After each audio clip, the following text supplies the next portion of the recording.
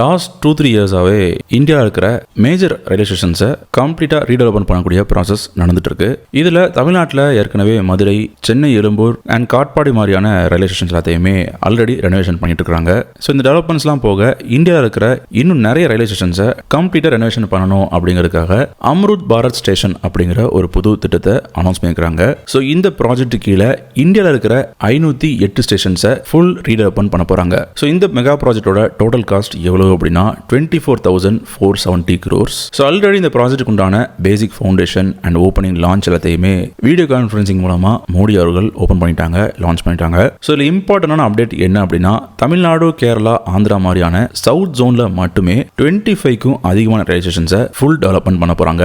And இந்த south ஜோனை மட்டுமே develop பண்ணக்கூடிய டோட்டல் காஸ்ட் எவ்வளவு அப்படின்னா 616 crores. சரி, சவுத் ஜோனுக்கு ஃபுல்லா இருக்கட்டும், தமிழ்நாட்டில் மட்டும் எவ்வளவு ஸ்டேஷன்ஸ் வரப்போகுது அப்படின்னு கேட்டீங்கன்னா, ஸோ தமிழ்நாட்டில் 18 ஸ்டேஷன்ஸ் வரப்போகுது. இந்த 18 ஸ்டேஷன்ஸ்லயுமே நார்த்ல இருக்கக்கூடிய சென்னையில 8 ஸ்டேஷன்ஸ், திருச்சியில 4 ஸ்டேஷன்ஸ் அண்ட் சவுத்ல இருக்கக்கூடிய மதுரையில 2 ஸ்டேஷன்ஸ் ரீடெவலப்மெண்ட் ஆக போகுது. ஸோ இந்த மெகா ப்ராஜெக்ட் உண்டான டோட்டல் காஸ்ட் மட்டும் கிடையாது, இதை எப்படி பண்ணணும் அப்படிங்கிற total designs, plans and views எல்லாத்தையுமே கவர்மெண்ட் அஃபிஷியலாக அனௌன்ஸ் பண்ணிட்டாங்க. அதுக்குண்டான ப்ராசஸ், ப்ரோட்டோடைப் ப்ராசஸ் எல்லாமே கம்ப்ளீட்டாக முடிஞ்சிருச்சு.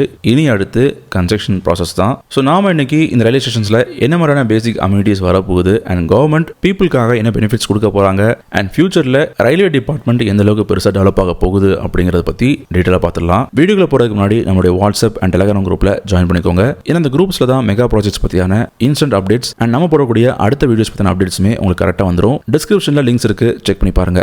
ரயில்வே ஸ்டேஷனை பொறுத்த வரைக்கும் டிராஃபிக் அதிகமாக இருக்கக்கூடிய ஜோன்ஸ் அண்ட் டைம் லைன்ல பேசிக்கான இன்ஃப்ராஸ்ட்ரக்சர் ப்ரொவைட் பண்றது உண்மையிலே கஷ்டமான விஷயம் தான். அதை சால்வ் பண்ணுறதுக்காக தான் இந்த ரீடெவலப்மெண்ட் ப்ராஜெக்ட்டை கவர்மெண்ட் அனௌன்ஸ் பண்ணியிருக்காங்க.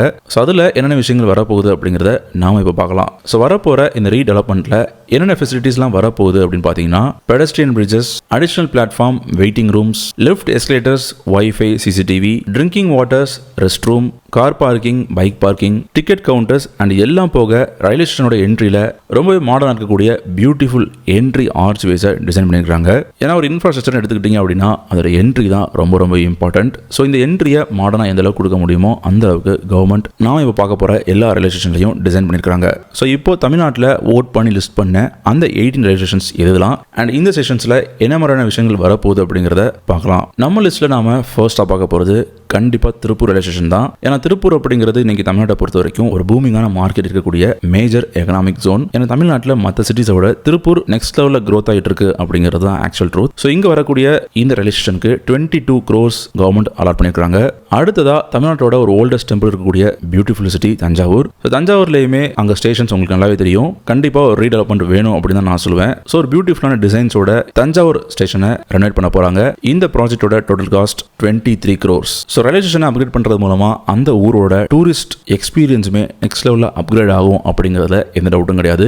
இந்த மாதிரி ட்ரெடிஷனல் சிட்டிஸோட ரயில்வே ஸ்டேஷன் அப்கிரேட் பண்ணும்போது அந்த சிட்டியோட அந்த கல்ச்சர் அண்ட் பேட்டர்ன்ஸ் எல்லாமே இந்த ஸ்டேஷன்ஸ்ல இருந்துச்சு அப்படின்னா ஒரு ஆர்கிடெக்சரல் பெர்ஸ்பெக்டிவ்ல பார்க்கும்போது உண்மையிலேயே பீப்புள்ஸ்க்கும் இன்ஸ்பைரிங்கா இருக்கும், உண்மையிலேயே மக்களுக்கும் இன்ஸ்பைரிங்கா இருக்கும், ஒரு எக்ஸைட்மெண்ட் இருந்துட்டே இருக்கும். நம்ம லிஸ்ட்ல நாம தேர்டா பார்க்க போறது சேலம் ரயில்வே ஸ்டேஷன். சேலம் ஸ்டேஷனை பொறுத்த வரைக்கும் இப்போ இருக்கிற எக்ஸிஸ்டிங் ஸ்டேஷன்ல எந்த விதமான மேஜர் டிஃபரன்ஸும் பண்ணாம அதை பியூட்டிஃபுல்லா நெக்ஸ்ட் லெவலில் டிசைன் பண்ணணும் அப்படிங்கிறது தான் கவர்மெண்டோட ஆக்சுவல் சேலஞ்ச். அண்ட் அதையுமே பெஸ்ட்டாக பண்ணி கொடுத்துருக்காங்க. அண்ட் அந்த டிசைன்ஸ் தான் நீங்க இப்போ பார்த்துட்டு இருக்கீங்க. சேலம் ரயில்வே ஸ்டேஷனோட ஃபியூச்சர் எக்ஸ்பென்ஷன் அண்ட் ரீடெவலப்மெண்டோட டோட்டல் காஸ்ட் எவ்வளோ அப்படின்னா 45 crores. ஸோ நம்ம லிஸ்ட்ல நாம ஃபோர்த்தா பார்க்க போறது Karur railway station. Karur railway ஸ்டேஷனுக்குமே கண்டிப்பாக ஒரு மேஜர் ரீடெவலப்மெண்ட் தேவை. ஏன்னா இப்போ முன்னாடி இல்லாத மாதிரி கரூர்ல பாப்புலேஷன் கவுண்ட் க்ரோத் ஆகிட்டு இருக்கு அப்படிங்கிறது நம்ம எல்லாருக்கும் நல்லாவே தெரியும். ஸோ வரப்போற இந்த ரயில்வே ஸ்டேஷனுக்கு கவர்மெண்ட் ஆட் பண்ணியிருக்கக்கூடிய பட்ஜெட் எவ்வளோ அப்படின்னா 34 crores. நாம் அஞ்சாவதா பார்க்க போறது விழுப்புரம் ரயில்வே ஸ்டேஷன். விழுப்புரம் பொறுத்த வரைக்கும் இந்த டிசைன்ஸை பார்த்தாலே உங்களுக்கே தெரியும் ஒரு மேஜர் ரீவாம் கொடுக்க போறாங்க.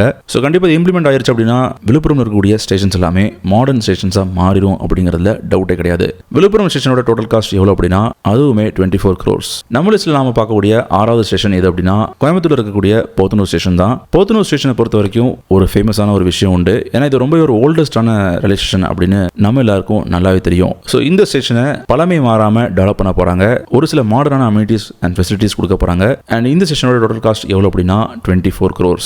நம்ம லிஸ்ட்டில் நாம அடுத்து பார்க்க போகிற ஸ்டேஷன் சவுத் ஜோனில் இருக்கக்கூடிய நாகர்கோவில் ஸ்டேஷன் தான். நாகர்கோவில் ஸ்டேஷனை பொறுத்த வரைக்கும் உங்களுக்கு நல்லாவே தெரியும், ஆல்ரெடி நல்ல டெவலப்டு ஸ்டேட் தான் இருக்குது. அண்ட் இதை இன்னும் நெக்ஸ்ட் லெவலில் கொண்டு போகிறதுக்கு பியூட்டிஃபுல்லான ட்ரெடிஷனல் அண்ட் மாடர்ன் டிசைன்ஸை ரிலீஸ் பண்ணியிருக்காங்க. ஸோ அதை பார்க்கறதுக்கே ரொம்ப அற்புதமாக இருக்குது. கண்டிப்பாக ரியாலிட்டியில் பார்த்தோம் அப்படின்னா உண்மையிலேயே நெக்ஸ்ட் லெவலில் இருக்கும். அண்ட் இந்த ஸ்டேஷனோட டோட்டல் காஸ்ட் 11 crores. நம்ம லிஸ்ட்டில் நம்ம 8th பார்க்க போகிறது அரக்கோணம் ஸ்டேஷன். இந்த ஸ்டேஷனுக்கு கண்டிப்பாக இன்னைக்கு டேட்டுக்கு ஒரு மேஜர் ரீடெவலப்மெண்ட் தேவை அப்படின்னு தான் நான் சொல்லுவேன். அதுக்காக கவர்மெண்ட் அலாட் பண்ணிருக்கக்கூடிய டோட்டல் ஃபண்ட் எவ்வளோ அப்படின்னா 22 crores. கண்டிப்பாக இது அரக்கோணம்க்கு ஒரு மிகப்பெரிய மைல் ஸ்டோனாக இருக்கும் அப்படிங்கிறத டவுட்டே கிடையாது. நம்ம லிஸ்ட்டில் நம்ம அடுத்து பார்க்க போகிறது ஒரு சவுத் ஜோன் இருக்கக்கூடிய ஒரு ஊர் தான் தென்காசி. தென்காசி பொறுத்த வரைக்கும் ரொம்ப பியூட்டிஃபுல்லான நேச்சர் சரௌண்டிங் இருக்கக்கூடிய ஒரு சிட்டி. திருநெல்வேலி விட்டு தனியாக பிரிச்சதுக்கு அப்புறம் தென்காசியில் நிறைய டெவலப்மெண்ட்ஸ் அண்ட் நிறைய மேஜர் ஹப்ஸ் வந்தாச்சு. தென்காசி ஆல்மோஸ்ட் ஒரு கமர்ஷியல் ஸ்பாட்டாக இப்போ மாறிட்டு இருக்கு. ஸோ இந்த தென்காசி ஸ்டேஷனுக்கு கவர்மெண்ட் அலாட் பண்ணிருக்கக்கூடிய டோட்டல் காஸ்ட் எவ்வளோ அப்படின்னா 17 crores. நம்ம லிஸ்ட்டில் நம்ம அடுத்து பார்க்க போகிறது கும்மிடிப்பூண்டி. கும்மிடிப்பூண்டி ஸ்டேஷனுமே ரொம்ப இப்போ காம்பாக்டாக இருக்குது. அதை கொஞ்சம் ஸ்பேஸஸ் டெவலப் பண்ண போகிறதா கவர்மெண்ட் அனௌன்ஸ் பண்ணியிருக்காங்க. இந்த செஷன்ஸை பொறுத்த வரைக்கும் மேஜர் டெவலப்மெண்ட் இல்லைனாலும் கண்டிப்பாக முக்கியமான அம்யூனிட்டிஸை கொடுக்கறதுல இந்த செஷன் இப்போ எமர்ஜென்சி நீட்ல இருக்குது அப்படின்னு தான் நான் சொல்லுவேன். இதோட டோட்டல் காஸ்ட்டுமே 17 crores கவர்மெண்ட் அலாட் பண்ணியிருக்காங்க. ஸோ நம்ம லிஸ்ட்டில் நெக்ஸ்ட் இருக்கிறது பெரம்பூர் ரயில்வே ஸ்டேஷன். பெரம்பூரை பொறுத்த வரைக்கும் என்னதான் பெரம்பூர் டெவலப் ஆகிட்டு இருந்தாலும் பெரம்பூரில் மேஜர் டிரான்ஸ்போர்ட்டேஷன் சிஸ்டம் இன்னுமே டெவலப்மெண்ட் வேணும் அப்படிங்கிற ஒரு ஸ்டேஷனில் தான் இருக்குது. ஸோ அதுக்காக பெரம்பூருக்கு ஒரு பியூட்டிஃபுல் ரீவாம்பை கொடுக்க போகிறாங்க இந்த ரயில்வே ஸ்டேஷன் மூலமாக. ஸோ இந்த ப்ராஜெக்ட்டுக்கு கவர்மெண்ட் அலாட் பண்ணிருக்கக்கூடிய ஃபண்ட் எவ்வளோ அப்படின்னா 15 crores. அடுத்தது நம்ம லிஸ்ட்டில் பார்க்க போகிறது மயிலாடுதுறை ஸ்டேஷன். இந்த ஸ்டேஷனுக்குமே இன்னைக்கு டேட்டுக்கு ஒரு மேஜர் ரிவாம்ப் கண்டிப்பாக அவசியம். அண்ட் இதேமே ரொம்ப கிரிட்டிக்கல் சிச்சுவேஷனில் தான் கவர்மெண்ட் செலக்ட் பண்ணிக்கிறாங்க.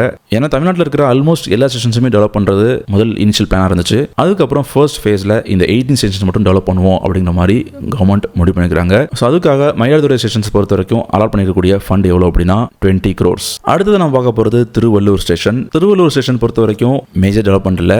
இந்த ஸ்டேஷனுக்காக அலாட் பண்ணிக்கக்கூடிய ஃபண்ட் எவ்வளோ அப்படின்னா 16 crores. அதே மாதிரி ஜோலார்பேட்டை ஸ்டேஷனுமே ரெனோவேட் பண்ண போறாங்க. இதுக்காகவே 16 crores அலாட் பண்ணிருக்காங்க. திருத்தணி ஸ்டேஷனுக்கு 11 crores, செங்கல்பட்டு ஸ்டேஷனுக்கு 18 crores அலாட் பண்ணிருக்காங்க. கூடுவாஞ்சேரி ஸ்டேஷனுக்கு 21 crores அலாட் பண்ணிருக்காங்க. அண்ட் லாஸ்டா சவுத் ஜோன்ல இருக்கக்கூடிய விருதுநகர் ஸ்டேஷனுக்கு 25 crores கவர்மெண்ட் அலாட் பண்ணிருக்காங்க. ஸோ இந்த ஃபண்ட் அலோகேஷன், டிசைன், பிளான்ஸ் எல்லாமே கம்ப்ளீட்டா முடிஞ்சிச்சு. இதுக்கப்புறம் நாம கன்ஸ்ட்ரக்ஷன் ஸ்டேஜை பார்த்தாகணும். கன்ஸ்ட்ரக்ஷன் ஸ்டேஜுமே ஆல்மோஸ்ட் ரியாலிட்டிக்கு வரக்கூடிய டெவலப்மெண்ட்ஸ் எல்லாமே ஸ்டார்ட் பண்ணிட்டாங்க. ஒரே டைம்ல எல்லா ஸ்டேஷன்ஸையும் ரெனோவேட் பண்ண போறது இல்ல.